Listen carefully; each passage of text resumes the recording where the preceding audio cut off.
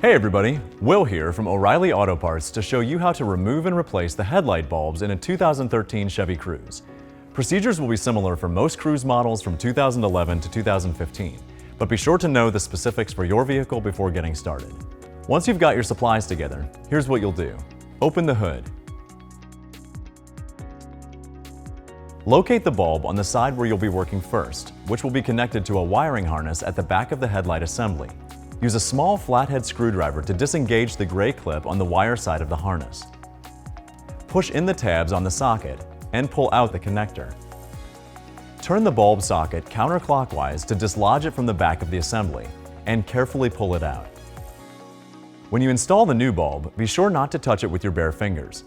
Finger oils and grease can leave hot spots on the bulb and cause it to burn out prematurely. Align the tabs on the socket with their openings on the back of the headlight assembly and install the bulb. Turn it clockwise to secure it. Press the connector into the socket until you hear it click. Snap the gray clip back into place. Headlight bulbs should always be changed in pairs, so repeat these steps on the other side. Turn the headlights on to make sure they're working. Close the hood.